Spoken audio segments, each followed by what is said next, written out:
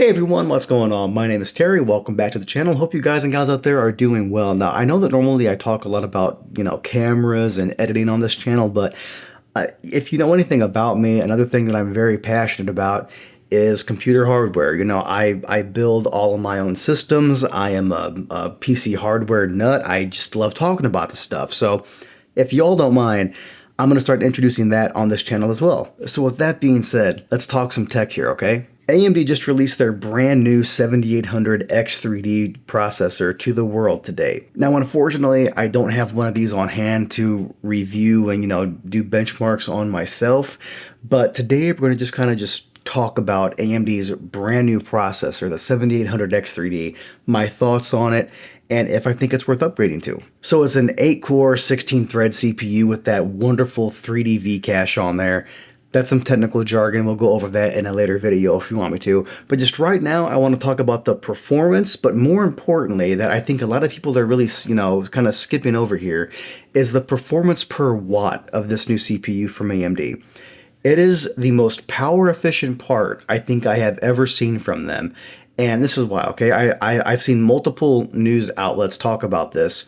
And let's say that you're playing a game at 4K, right? And whenever you play a game with such a high resolution, you're taking a ton of strain off the CPU and putting that onto the graphics card to, of course, power all those pixels at 4K. Well, whenever you're playing a game at 4K, this new CPU, the 7800X3D, it sips power.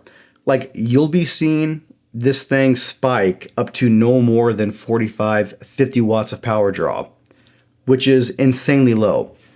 Or let's say you're somebody like me and you play at 1080p for those ridiculously high frame rates, because if you play Counter-Strike, you need like 3000 frames per second, of course, right? You'll be able to see this chip draw around 90 watts peak, which for the performance you're getting, like 600, 700 frames per second at 1080p with a capable graphics card to help push that, that is absolutely mind-boggling at how power efficient AMD was able to get this thing. Now, unfortunately, where this thing sort of kind of falls apart is anything that isn't gaming.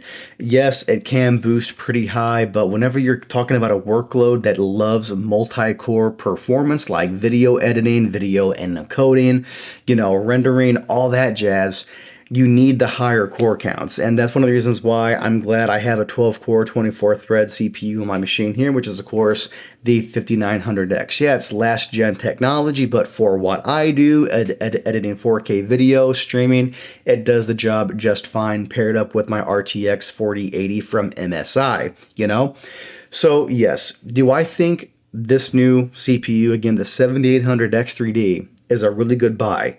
Yes, I do, especially if you focus on gaming, or maybe you have a multi-system setup to where you have one PC for gaming and one PC for just streaming.